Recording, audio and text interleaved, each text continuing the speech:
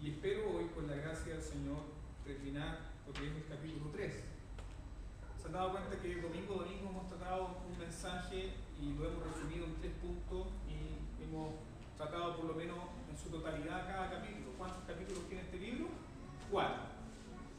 Y lo curioso del libro del profeta Jonás es que técnicamente es un libro escrito por un profeta, pero su mensaje no es profético. No está hablando de eventos, sino que el libro propio de Jonás es una narrativa, es una historia real, íntima, profunda, de algo que le sucede a este hombre llamado por Dios. Si recuerdan el primer mensaje, hablamos un poquito acerca del desafío que Jonás enfrenta, ¿cierto? Eso está en Jonás capítulo 1, versículo 2. Dios habla directamente a Jonás y le dice: anda y predica, proclama, ¿cierto?, contra Nínive, la gran ciudad. ¿Y cuál fue la respuesta del profeta? La respuesta del profeta fue huir, mandarse a cambiar, lo más lejos de su ciudad, lo más lejos. Y también fuimos explorando un poco que culturalmente los israelitas no eran un pueblo de mar. ¿Se recuerdan de eso, no? Ellos no eran un pueblo de mar. De hecho, tenían un pavor, un terror por el mar. ¿Por qué? Porque para ellos la ola furiosa, todo lo que se llamase tempestad, olas furiosas, olas gigantes, mar furioso, significaba juicio y condena. Por eso miraban al mar con cierto recelo. Entonces vemos el desespero de Jonás por huir de Dios, por arrancar del Señor lo más lejos posible, y baja hasta Jope y toma el primer barco y huye hasta Tarsis, no importándole atravesar un viaje que aproximadamente duraría un año, ¿ya? Atravesar todo el Mediterráneo para llegar a Tarsis. En esta tarde vamos a explorar el capítulo 3 y he pensado en este tema acerca de la restauración, porque justamente el capítulo 3 trata con esto. Aquí vamos a ver la restauración del profeta y cómo también Dios habla en nuestras vidas.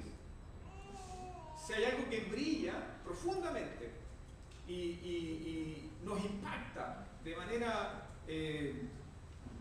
casi produciendo una crisis en nosotros, no es el gran pez, no es la gran tormenta, no es incluso el arrepentimiento de los ninivitas, es la gracia de Dios. Es la gracia de Dios, es la misericordia de Dios que resalta en todo el libro. Ustedes pueden ver eso en los 4 capítulos del libro. En los 4 capítulos del libro pueden observar la misericordia de Dios, la gracia de Dios, el perdón, su soberanía, incluso con hombres tan rebeldes como Jonás. Así que invito a buscar en sus Biblias Jonás capítulo 3. Vamos a leer desde el verso 1 hasta el verso 10. Vino palabra de Jehová por segunda vez a Jonás, diciendo: levántate y ve a Nínive, aquella gran ciudad, y proclama en ella el mensaje que yo te diré. Y se levantó Jonás y fue a Nínive conforme a la palabra de Jehová.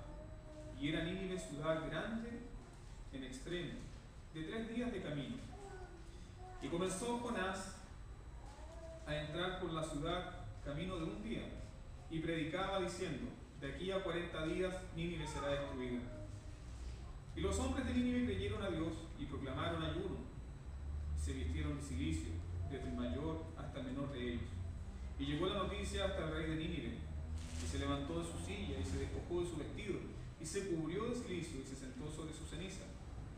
E hizo proclamar y anunciar en Nínive, por mandato del rey y de sus grandes, diciendo: hombres y animales, bueyes y ovejas, no gusten cosa alguna, no se les dé alimento ni beban agua, sino cúbranse de cilicio, hombres y animales, y clamen a Dios fuertemente, y conviértanse cada uno de sus mal caminos, de la rapiña que hay en sus manos. ¿Quién sabe si se volverá y se arrepentirá Dios, y se apartará del ardor de su ira, y no pereceremos? Y vio Dios lo que hicieron, que se convirtieron de su mal camino, y se arrepintió del mal que había dicho que les haría, y no lo hizo. Damos gracias al Señor por su palabra. Señor, gracias por esta tu palabra, infalible, inerrante. Gracias porque nos acercamos a ella, aún Señor con nuestros propios tropiezos, y confiamos en la administración de tu Espíritu Santo, que es fiel para hacer tu palabra viva y eficaz en nosotros. Así que con esta esperanza y con este gozo, confiamos en tu palabra, confiamos en tu Santo Espíritu, que tiene el poder para tratar con nosotros, para derribar toda barrera que nosotros podamos presentar y hacer tu palabra en nuestros corazones rica y abundante, que produzca fruto abundante en nuestras vidas. En el nombre de Jesús oramos. Amén. Vamos a resumir este pasaje en 3 partes. Eso es lo que quiero plantear esta tarde. Primero, un nuevo comienzo. Un nuevo comienzo. Es lo que inmediatamente nosotros observamos en este capítulo 3. Hay un nuevo comienzo. Si usted lee, por ejemplo, los primeros 2 versículos, se va a dar cuenta que es otra Jonás.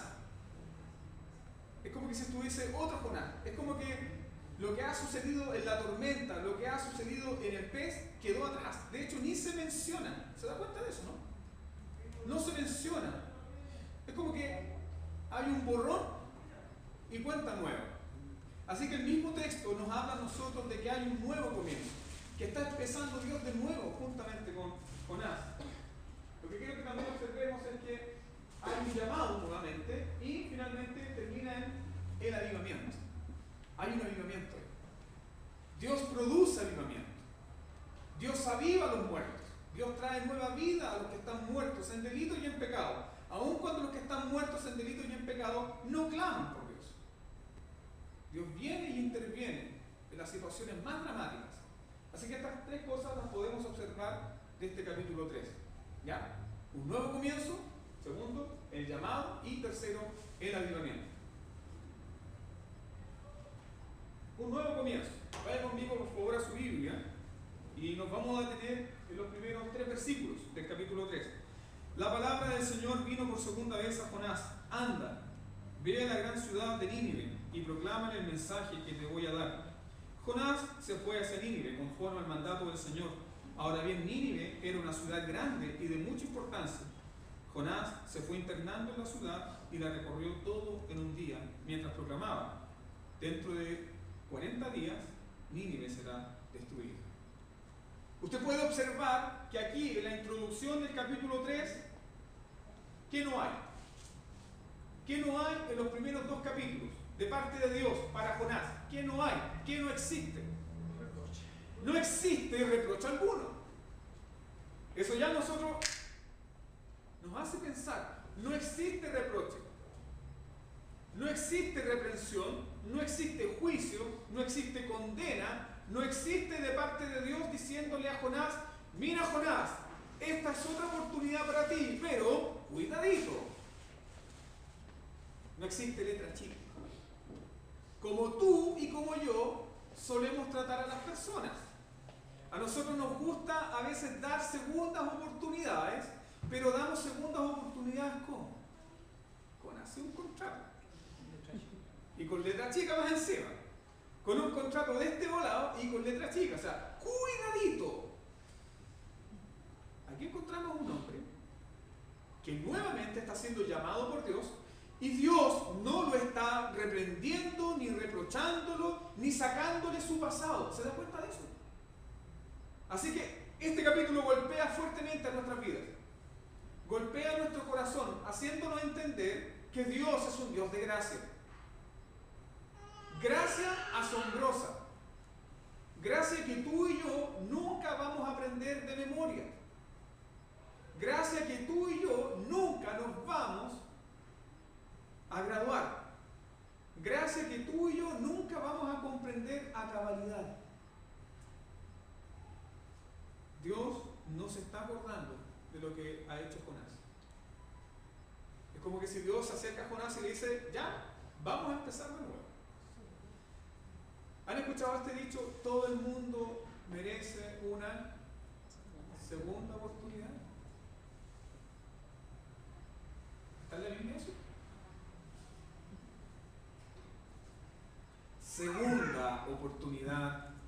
existe. Segunda oportunidad es gracia. ¿Se ha visto usted en situaciones cuando clama por una segunda oportunidad? Les voy a poner un ejemplo. Tú vas manejando por la calle, un auto sin papeles, sin documentos, y más encima tú no tienes licencia. Y te para un señor vestido de verde. Y tú empiezas a sudar frío. Empiezas a sudar frío. Y tu cabeza comienza a idear una forma de argumentar con la autoridad. Ahí está la autoridad. Puede ser que el tipo mida 1,65 m, pero ahí está la autoridad. Ahí está la autoridad que está representando a todo un poder.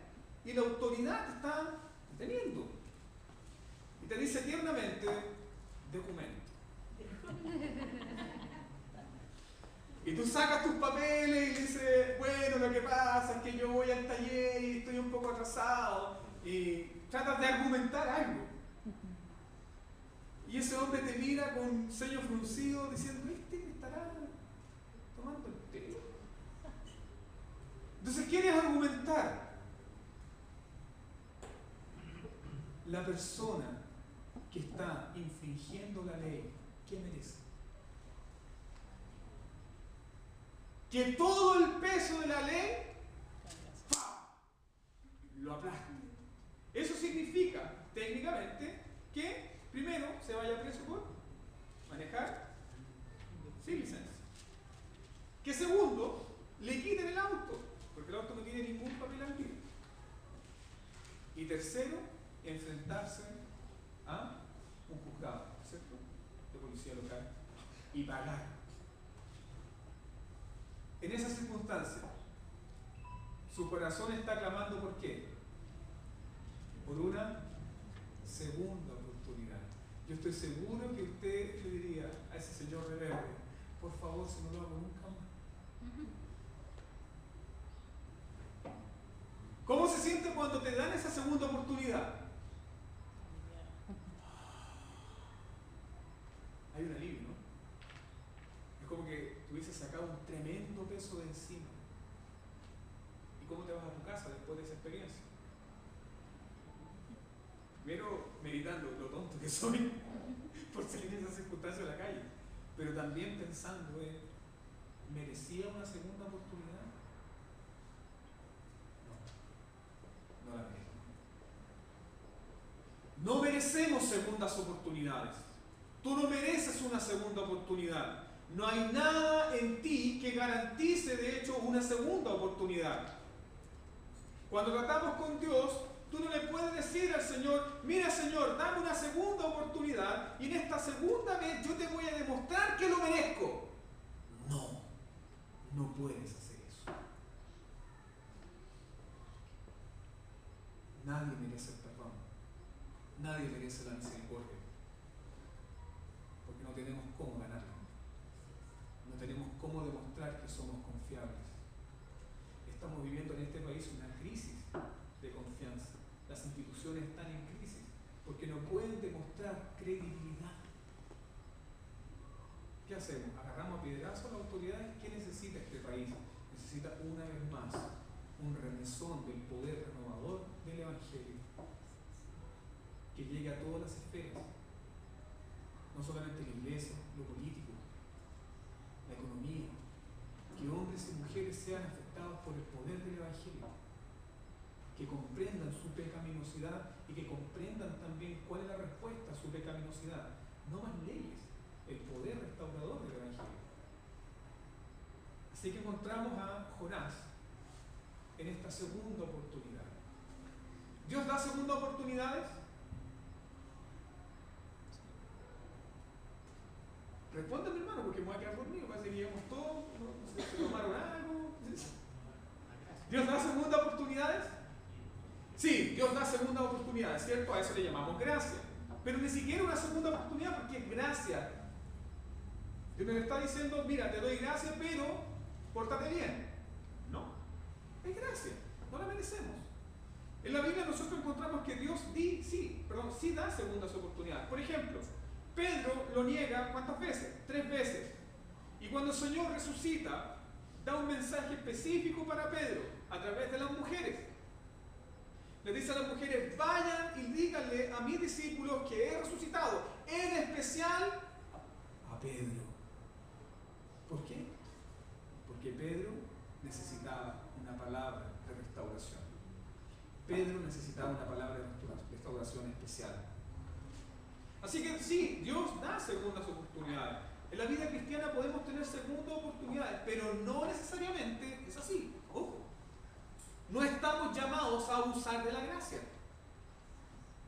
No estamos llamados a abusar de la gracia y de la paciencia de Dios. Nuestra lectura bíblica se encontraba en Jueces capítulo 16.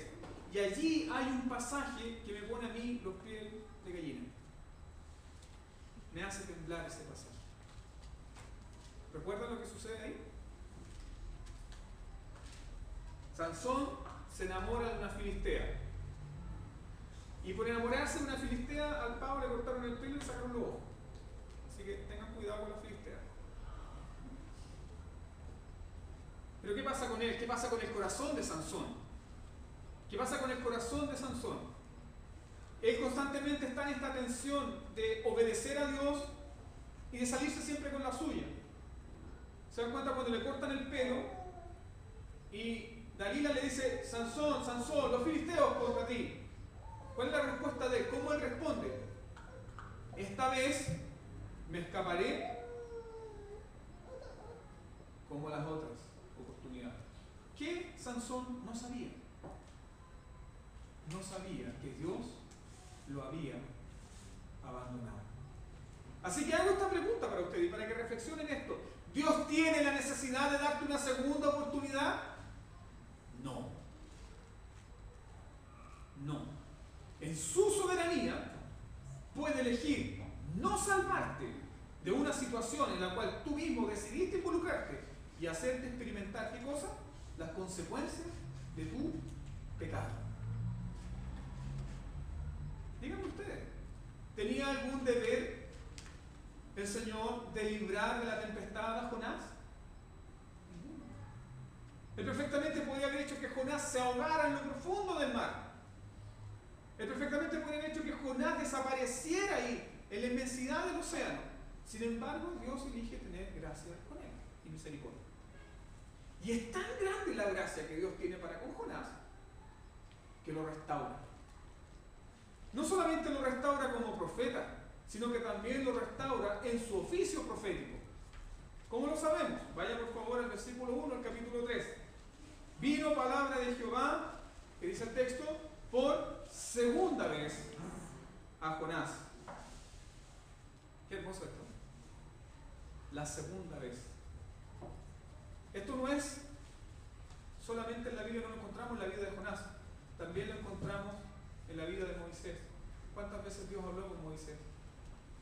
Señor, es que no puedo, es que me cuesta hablar, es que soy tartamudo. Tranquilo, yo te voy a dar a tu hermano que hable por ti. Dios tuvo que desamarrar un poco a Moisés. Habló 2 veces Dios con Moisés. Con otro personaje también en la Escritura encontramos al profeta Elías. Luego de que hace esta tremenda hazaña y que derrota a los profetas de Baal, él se fue a descansar, ¿cierto?, debajo de un arbolito, un sicomoro.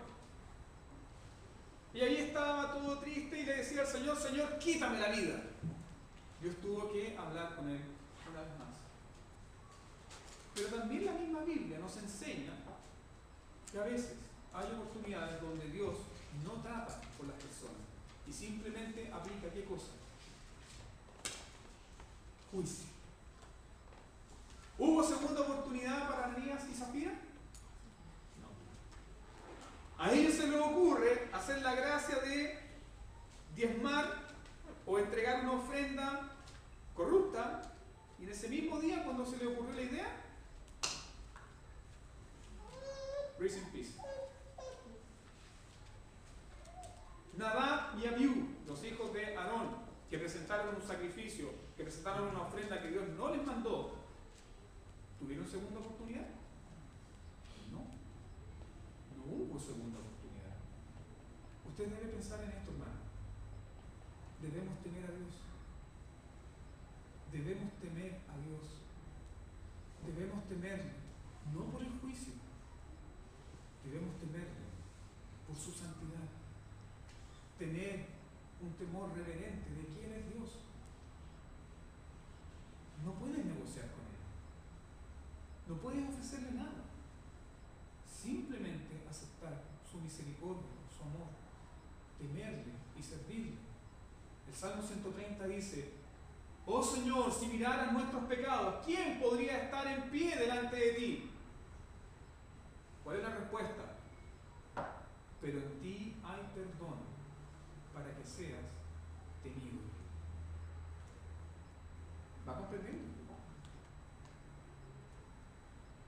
En el versículo 1 de este capítulo 3 podemos ver entonces, Dios no está reprochando a Jonás.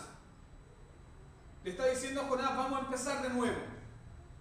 Aquí está tu segunda oportunidad. Vamos a empezar de nuevo. Y es tan grande lo que Dios hace con él que le dice: es más, te estoy restaurando a tu oficio de profeta.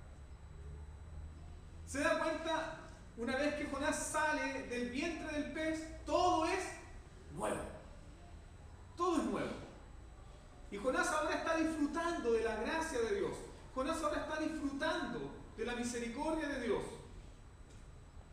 Y a causa de esto, Jonás cobra valor para poder predicar el mensaje que Dios le había entregado.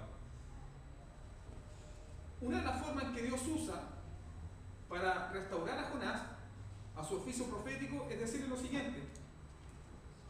Mire por favor el verso 2. Levántate y ve a Nínive, aquella gran ciudad, y proclama en ella el mensaje que yo te diré, o el mensaje que yo te voy a dar, o vas a proclamar lo que yo te voy a decir. ¿Qué le está diciendo Dios a Jonás? Le está diciendo: estás restaurado a tu oficio profético, es decir, no te he desechado. Eres un profeta vigente. Sigues siendo mi profeta. Sigues siendo un profeta de Dios. Yo te voy a hablar. No voy a dejar de hablarte. ¿Cómo responderías tú ante tanta gracia? Vamos a ver cómo responde Jonás. ¿Qué hace Jonás una vez que recibe esta segunda oportunidad y esta restauración? Él se levanta y comienza a dar el mensaje por todo Nínive. Yo quiero hablar esta tarde a sus vidas. Quizá ustedes en sus vidas, en este momento, sus vidas están viviendo y quizá enfrentando las consecuencias de malas decisiones, enfrentando las consecuencias de decisiones pecaminosas, enfrentando las consecuencias de un pasado pecaminoso, enfrentando las consecuencias de vivir en desobediencia a la palabra de Dios, enfrentando las consecuencias de tener un corazón rebelde y duro, enfrentando las consecuencias de tener oídos sordos a los avisos constantes que Dios ha traído a tu vida. Pero quiero decir esto: no te castigues más. En Cristo podemos ser restaurados. A través de la gracia hay restauración. La gracia trae para nosotros un poder tan grande que puede transformar nuestro corazón de la desobediencia a la obediencia, de la rebeldía a la adoración profunda. Un escritor llamado Tozer decía lo siguiente: Dios toma rebeldes, los convierte en adoradores, y es así como proclama su evangelio. Cada uno de nosotros en algún punto de nuestras vidas, o quizá hoy día mismo, hemos presentado rebeldía al Señor. Hemos presentado dureza de corazón, y por esa dureza de corazón, por esa rebeldía, por decirle no al Señor, experimentamos el quebrantamiento. Y no solamente nosotros, sino también nuestras familias. Dios no tiene ninguna obligación de librarte de las consecuencias de tu pecado. Piense bien eso, hermano. Dios no tiene ninguna obligación de librarlo a usted de las consecuencias de su pecado. Muchas veces la forma en la cual Dios nos disciplina es entregándonos a las consecuencias de nuestro pecado. Y cuando estamos viviendo las consecuencias de nuestro pecado, es cuando nosotros comenzamos a clamar desesperadamente, cuando hay un volcamiento del corazón hacia Dios. Y Dios responde en amor, en gracia y en misericordia. El Señor responde en gracia y en amor y en misericordia para con Jonás. Hago esta pregunta para usted, para que reflexione en esto. ¿La gracia elimina nuestras responsabilidades? No. Que Dios te haya perdonado, que Dios te haya restaurado, que Dios haya mostrado gracia específica para ti, no significa que tú estás libre de ejercer responsabilidad. No significa que estás libre del mandato que Dios te entregó. No significa que estás libre para no obedecer al Señor. Dios derrama gracia, amor y misericordia, y esa gracia nos toca y nos transforma y nos capacita para obedecer. Es decir, soy perdonado para obedecer, soy restaurado para obedecer, soy restaurado para seguir, amar a mi Señor. No soy restaurado para seguir viviendo en mi rebelión, en mi idolatría, en mi dureza de corazón. Pablo en Romanos capítulo 3 dice: ¿o ignoran ustedes que su bondad y su amor, ¿qué produce? ¿Nos lleva a qué? Al arrepentimiento. La bondad de Dios nos lleva al arrepentimiento. Cuando Dios derrama bondad sobre nosotros, cuando no la merecemos, nuestro corazón se quebranta, nuestra vida se quebranta y se ofrenda a Dios. Puede ser que usted haya estado desobedeciendo al Señor en algún punto de su vida y hoy día está sufriendo las consecuencias de ese pecado específico. Y puede ser que el Señor ha sido paciente con usted y ha mostrado gracia y misericordia, pero eso no significa que usted está libre de obedecer. ¿Cómo lo sabemos? Dios le dice a Jonás: mire, cabrito, vamos a empezar de nuevo. Olvídate del pez, olvídate de la tormenta, olvídate de la pataleta que te dio y la locura que se te metió en la cabeza de mandarte a cambiar a Tarsis. Olvídate de eso. Y, por cierto, Jonás, olvídate también de que quisiste matar. Olvídate de eso.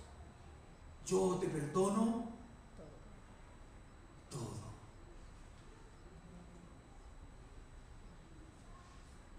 Yo te perdono todo.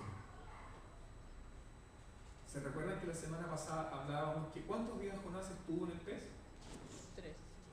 3. Estoy diciendo 3, ¿cierto? Sí. 3 días. Y decíamos que él estaba experimentando, ¿qué cosa? Un pasar de muerte a vida. Es como que si Jonás estuviese viviendo su propia resurrección. Todos queremos empezar de nuevo.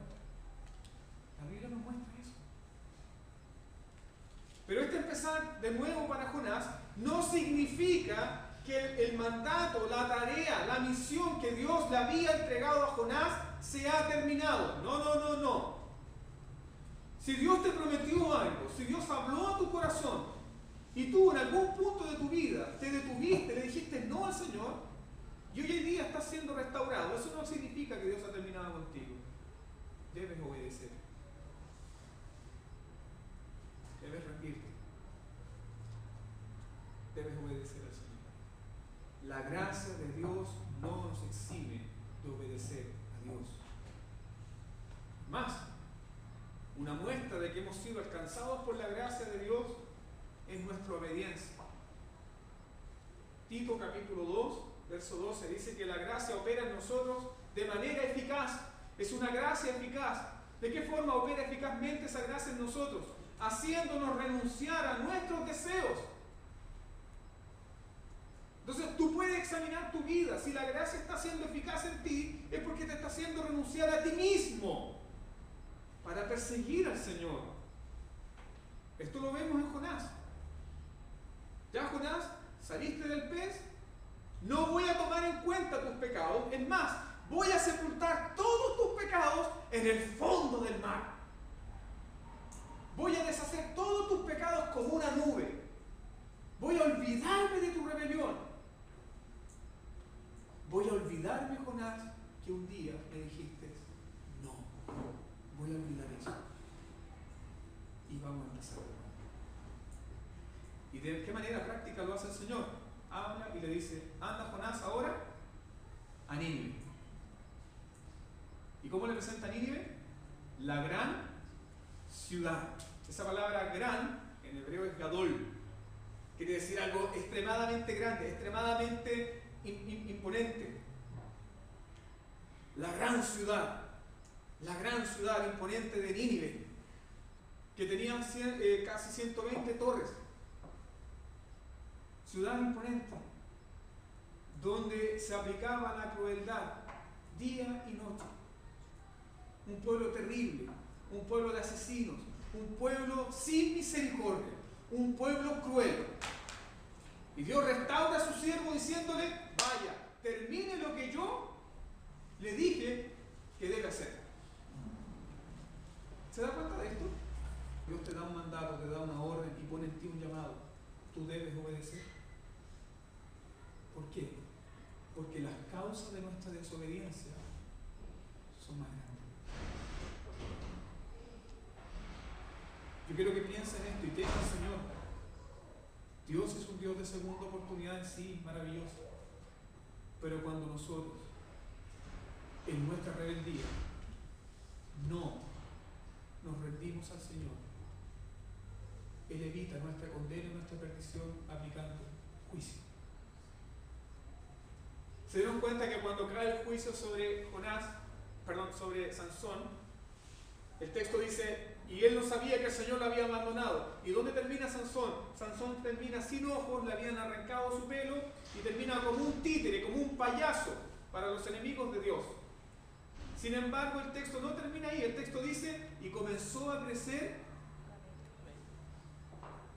Estamos viendo una segunda oportunidad. ¿Por qué? Porque el pelo era la señal de su consagración, a Dios. Este Jonás ha recibido esta segunda oportunidad. ¿Cómo saltarías tú de gozo cuando recibes una segunda oportunidad? Cuando te enteras de que el Señor te ha sanado de una enfermedad horrible y terminal, ¿cómo sería tu actitud de vida? Gozo, esperanza, y tú lo proclamarías ¿cómo? A los cuatro vientos. ¿Qué hace Jonás? Veamos el llamado. Ahora bien, Nínive era una ciudad grande y de mucha importancia. Jonás se fue internando en la ciudad y le recorrió todo en un día, mientras proclamaba, dentro de 40 días Nínive será destruida. Jonás, piensa en esto, es objeto de la gracia de Dios. Pero aquí vemos algo que nos hace temblar. Jonás no está dando gracia a otros. ¿Logran ver eso en el texto, no? La versión Reina Valera nos dice que Nínive era una ciudad que se demoraba ¿cuántos días en cruzarla? 3 días. 3 días te demorabas en cruzar Nínive porque es una gran ciudad, es una ciudad imponente. Y Jonás hace la pega ¿en cuántos días? 1. Entonces, imagínense a Jonás. Yo creo que las primeras maratones de la ciudad no fue en New York ni en Chile, fue en Nínive. La primera maratón de Nike fue en Nínive, auspiciada por Jonás. Entonces yo creo que Jonás se puso zapatillas de clavo y empezó a correr por la ciudad. De aquí a 40 días Nínive se destruye, de aquí a 40 días Nínive se destruye. ¿Por qué está haciendo esto? Porque él quiere a toda costa que Nínive sea destruida. ¿Le hace clic en la cabeza eso?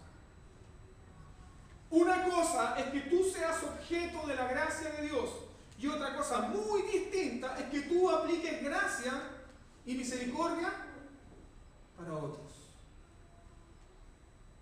Nos gusta que el Señor tenga gracia con nosotros, pero dar gracia a otros que no se la merecen, ¿es fácil?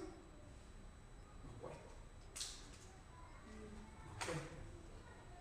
Generalmente tomamos la posición de jueces, tomamos la posición de condenadores, tomamos la posición de decirle a otras personas, no merece una segunda oportunidad, no lo merece. Así está Jonás. Eres objeto de la gracia de Dios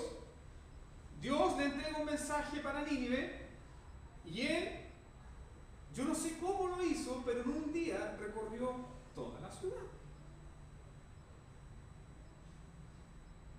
¿Se puede recorrer todo Maipú en un día?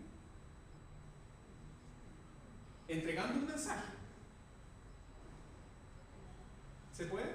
Todo el día entregando un mensaje. Esquina por esquina, entregando un mensaje. ¿Pueden hacerlo en un día? Es difícil. Aunque el mensaje sea corto, el mensaje era corto. De aquí a 40 días, Nínive va a ser destruido. Entonces, ¿cómo lo hace este profeta? Está hablando de la gracia, está hablando del perdón, de la misericordia, pero de manera descuidada.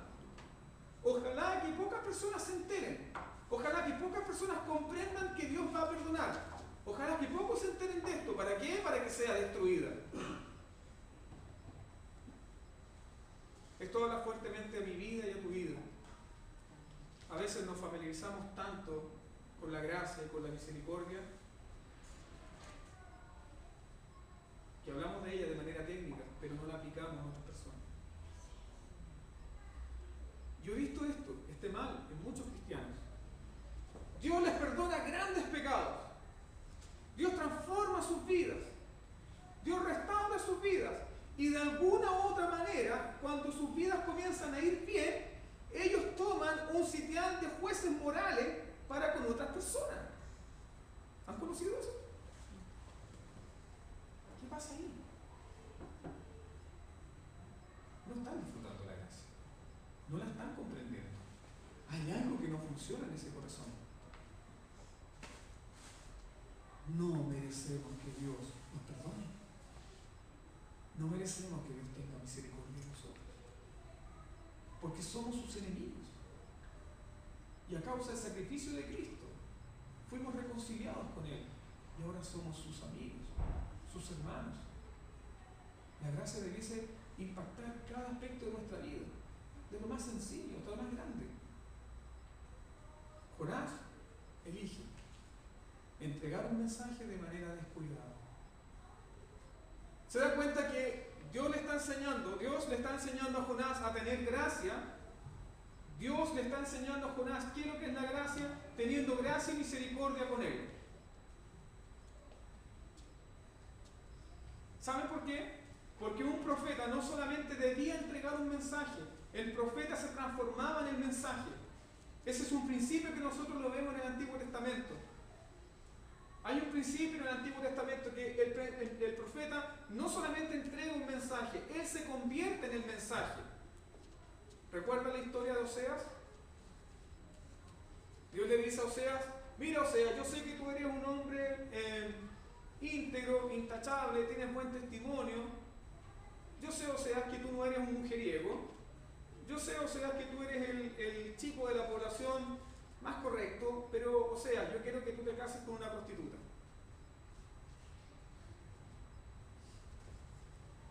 ¿Es una broma, Señor? ¿Estás bromeando? No, yo quiero que tú te cases con una prostituta. Y no solamente que te cases con esa prostituta, sino que también adoptes los hijos de esa prostituta. Claro, Señor, se te está pasando la mano. No, Oseas. Yo quiero que tú encarnes el mensaje. ¿Cuál es el mensaje? Dios ama a un pueblo adúltero. Dios ama a un pueblo fornicario. Dios ama a un pueblo infiel. Dios ama a un pueblo que se ha transformado en el enemigo de Dios. Y su amor es tan grande que lo va a manifestar a través de la vida de Oseas. Oseas tomando una mujer y amando a una mujer que no merece ser amada. Y tomando a hijos de esa mujer y haciéndolos pasar por sus hijos que no merecen tal privilegio. De esa forma Dios va a mostrar su amor y su misericordia y su propósito a un pueblo rebelde llamado Israel. Entonces tú puedes ver este principio en el Antiguo Testamento. Los profetas no solamente entregaban un mensaje, sino que se convertían en el mensaje. ¿Qué está pasando con Jonás? ¿Cuál sería el mensaje encarnado en Jonás? Dios da oportunidades a los rebeldes. Dios tiene gracia para con los rebeldes. Dios tiene misericordia para con los que huyen. Dios demuestra amor y gracia para con los rebeldes. ¿Por qué? Porque lo está haciendo con Jonás. ¿Tú eres mejor que él? Tú siempre le has hecho caso en todo, Dios, ¿cierto? Tú nunca le has dicho no al Señor.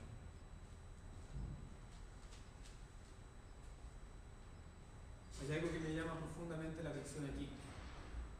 Es cómo Dios usa un profeta tan necio y a través de ese profeta trae avivamiento.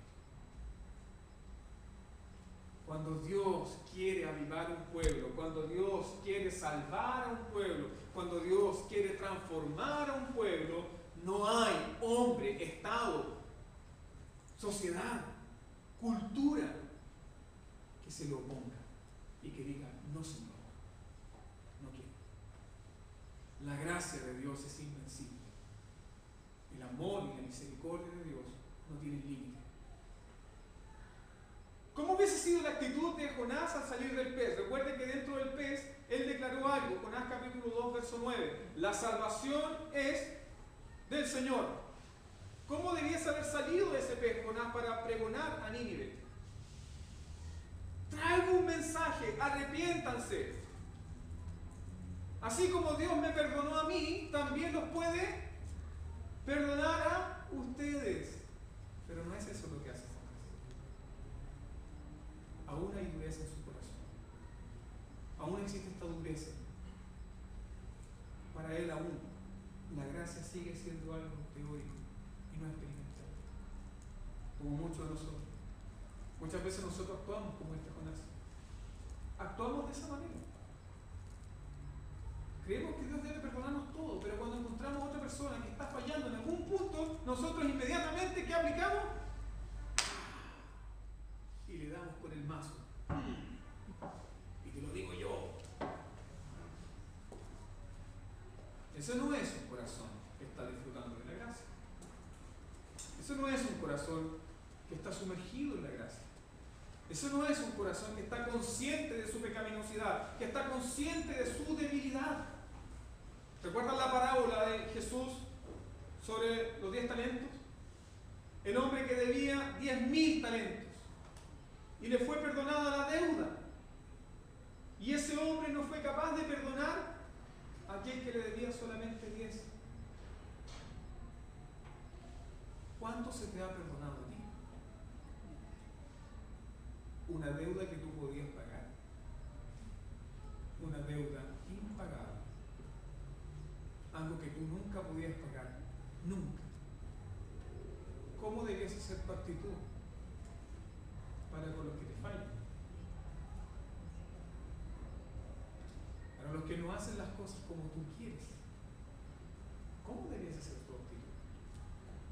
No estoy diciendo, hermanos, que nosotros debemos pasar por alto todo. No. Estoy diciendo que podemos corregir, podemos exhortar, llamar la atención, pero ¿cuál va a ser el principio restaurador y renovador? Gracia. ¿Sabes por qué? Porque no podemos servir a Dios con culpa. No se puede servir a Dios con culpa. No se puede servir fielmente a Dios con culpa en nuestro corazón. Por eso el sacrificio de Cristo borra nuestra culpa, la culpa es nuestro pecado. Porque no podemos servirle libremente cuando hay culpa en medio nuestro. Por eso Él se olvida de tus pecados, por eso Él elige sepultarlos en los fondos del mar. Por eso yo quiero insistir en esta noche, no te castigues. No te autoflageles. No abraces la culpa como un medio de pago por tus pecados. Abraza su gracia, su amor y su misericordia, que son renovadores para ti. El poder del Evangelio, queridos hermanos, no está en darnos culpa. El poder del Evangelio está en restaurarnos, en dar justicia que nosotros no merecemos. No merecemos de ninguna manera. Así que Dios usa a este profeta loco, a este profeta rebelde, que da un mensaje resumido. y por aquí y por acá. Sin embargo, los ninivitas escucharon este mensaje. Dice el verso 5. Y los ninivitas le creyeron ¿a quién? ¿A Jonás? Los ninivitas le creyeron a Dios. Piense bien esto. El mensaje que Jonás le entrega a los ninivitas no es un mensaje de gracia. Aparentemente, ojo. Pareciera un mensaje de qué? De juicio, ¿cierto? De aquí a 40 días, Nínive, ¡pum!, no va a existir. Y nosotros podemos tomar ese mensaje como un mensaje de condenación. Pero ojo, no hay condenación ahí, hay gracia también. ¿Por qué? Porque Dios no tenía ninguna obligación con los ninivitas, ellos están muertos. Ellos odian a Dios. Ellos no han hecho ningún mérito. En el libro nos dice que ellos estaban esperando, orando a Dios por un avivamiento. No, de ninguna manera. Así también Dios vino a tu vida cuando tú no lo buscabas.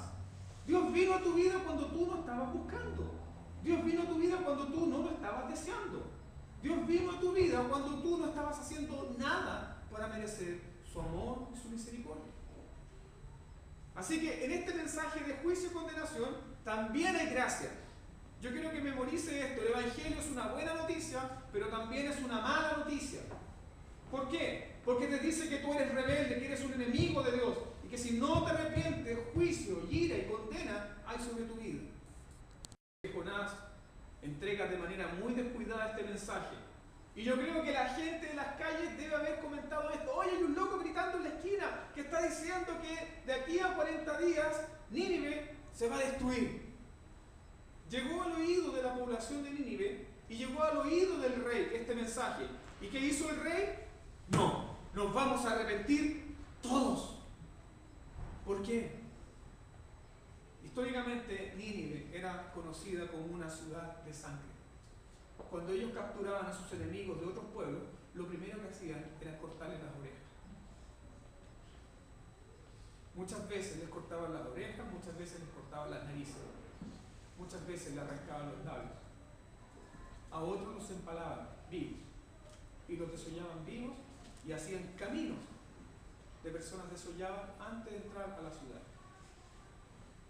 Los ninivitas, para que ustedes sepan, eran los que cuando tomaban a un bebé recién nacido y llegaban a una ciudad y se encontraban con un bebé recién nacido, lo tomaban de las piernas y lo azotaban contra una muralla. Para ellos matar, asesinar, destruir era su deporte favorito. ¿Puede ser este contraste? Dios es un Dios que da segundas oportunidades, a lo que llamamos nosotros gracia. ¿Los ninivitas creen en segundas oportunidades? No.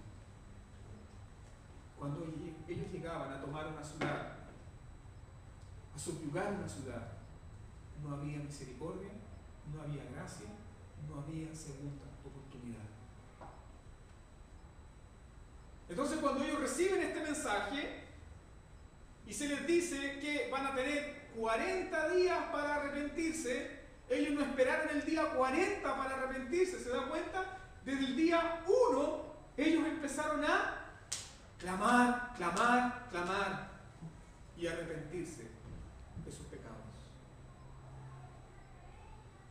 Cuando Dios te habla, no juega contigo.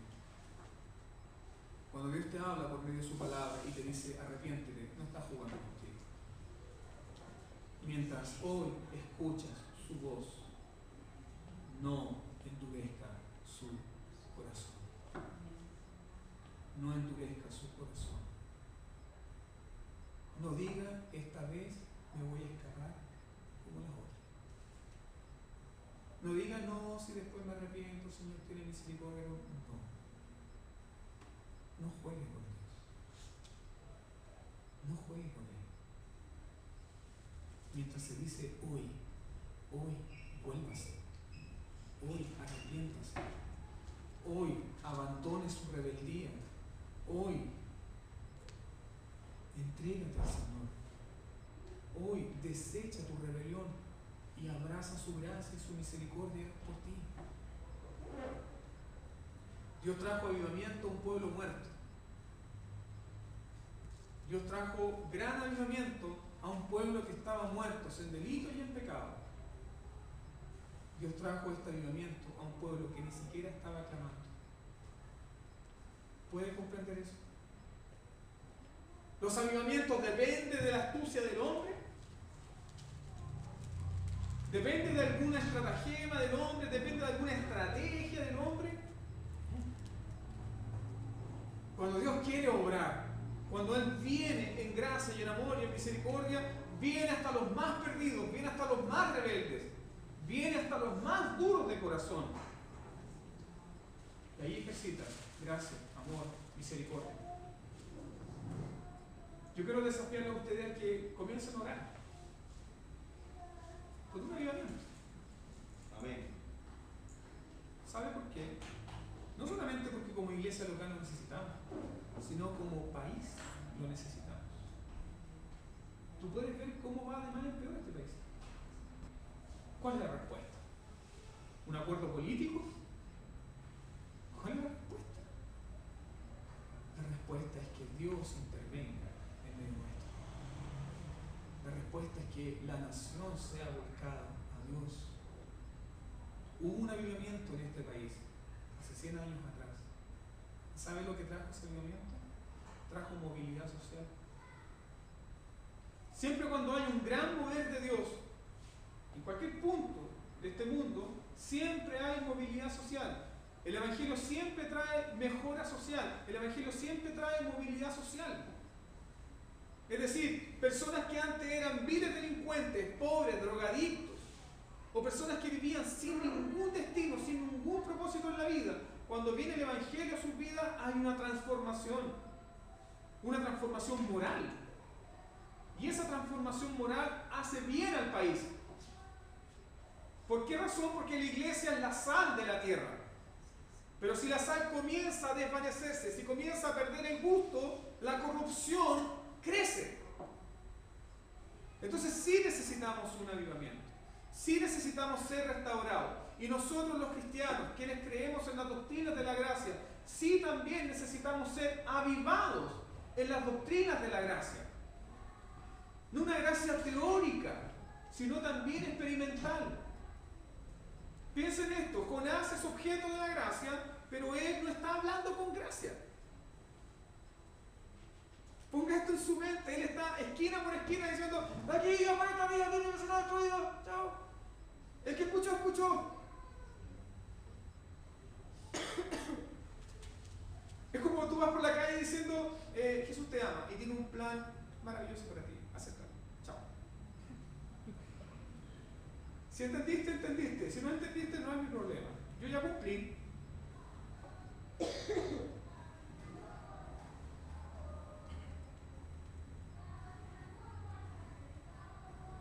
En el Salmo 51 tenemos la expresión de un corazón que está saboreando la gracia. David, luego de estar consciente de su pecado, consciente de su rebelión, consciente de su rebeldía contra Dios, él clama profundamente y dice, crea en mí, oh Dios, un corazón nuevo y pon un espíritu recto dentro de mí. Purifícame con hisopo, límpiame y seré más limpio en la nieve. ¿Cómo termina esa oración? David dice, entonces yo abriré mi boca y los perdidos se convertirán a ti. ¿Por qué? Porque tú no puedes hablar y recomendar algo que tú no has probado. Tú no puedes hablar de la gracia si no eres testigo de la gracia. Tú no puedes recomendar el Evangelio si el Evangelio no está impactando tu vida. Y de eso debemos arrepentirnos, hermanos, también. De eso debemos arrepentirnos, porque a veces tomamos el Evangelio como algo tan liviano, tan rico, pero actuamos de una manera tan impía.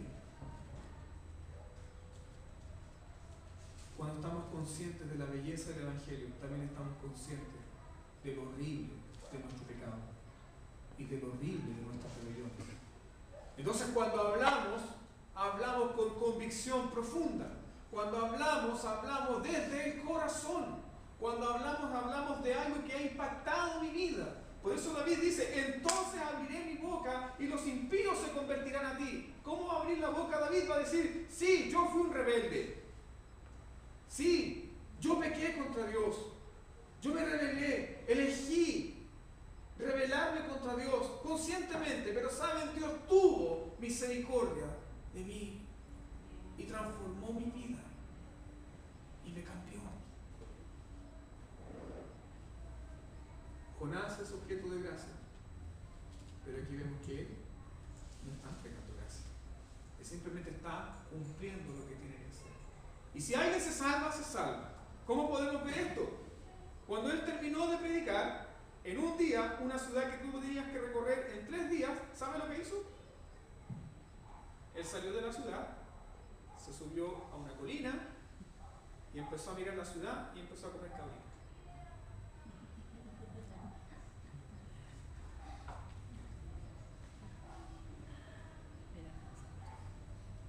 ¿Han visto ese comentario de repente en Facebook? Yo vine aquí solamente para leer los comentarios. Jonás está así. Mira a Nínive con una falta de amor y con una falta de misericordia. Desde lejos. ¿Y qué estaba esperando? Su destrucción. Yo veo un mejor Jonás que sale fuera de la ciudad y llora por la ciudad. Yo veo un mejor Jonás que ve la ciudad desde afuera y llora y comienza a llorar y dice, Jerusalén, Jerusalén, tú que matas a los profetas, ¿cuántas veces quise reunirte como la gallina reúne sus polluelos bajo sus alas? Si el Hijo del Hombre llora por nuestras rebeliones, es imposible que alguien tocado por la gracia de Dios no llore por las rebeliones del hombre. Estamos vivos para Dios, hermano, no estamos muertos. Estar vivo para Dios significa dolerse de sus pecados. Estar vivo para Dios significa tener un enojo contra nuestra propia rebelión. Estar vivo para Dios significa clamar por gracia y dar gracia a otros. No quisiera terminar sin llamar y amonestar por última vez. No resista a Dios. Mientras hoy escucha, no se endurezca su corazón. No diga, no Señor, otro día. ¿Sabe por qué? Porque este día puede ser el último. No diga no. No diga, es que mi pecado, es que me cuesta, es que el Señor, no sé, siento temor, me siento débil, no creo que pueda. No presente excusa, no presente argumento. Hoy te dice el Señor. Hoy hay gracia y misericordia para ti. Hoy Dios te dice, eres herido sepultar tus pecados en lo profundo del mar y deshacer tus rebeliones como una nube y no acordarme más de eso. Si la gracia impacta nuestros corazones hoy, seremos testigos de ella. Seremos testigos de ella. Abriremos nuestra boca y otros serán beneficiados de esta gracia maravillosa. Cuando pase la mesa, recuerde eso. Y cuando pase la mesa, no pase como alguien que viene a proponer algo. Pase para abrazarse de la gracia que allí está para usted. La mesa no es para proponerle algo al Señor. La mesa no es para decirle al Señor, mira Señor, aquí vengo para intentarlo nuevamente. No. La mesa es para disfrutar de su gracia. La mesa es para recordar que Él decidió no tomar en cuenta tus pecados. ¿Por qué pasó esto? Pablo en 2 Corintios capítulo 5 lo dice. que era justo, lo hizo pecado por los injustos. Para hacernos a nosotros, ¿sabe qué cosa? Justicia de Dios. Justicia de Dios. Pero esa justicia, esa gracia, debe renovar tu vida en obediencia sacrificial, en servicio reverente, en temor reverente. ¿Sabe por qué? Porque la gracia es eficaz. No es un simple perdonazo, es algo que nos transforma, es algo que llena de gratitud nuestras vidas, tan grande que estamos dispuestos a entregarlo todo. No porque queremos comprar algo de Dios, sino porque ya lo hemos recibido todo, absolutamente todo de Él. Si hay alguien que ha estado luchando con esto, yo quiero decirle, si alguien falló en una vez pasada, en su vida cristiana falló y falló terriblemente, hay segunda oportunidad. No se castigue, abrace la gracia de Cristo hoy, no mañana, ahora. Vamos a orar y nos vamos a preparar para la cena. Así donde está, incline su rostro y oramos al Señor.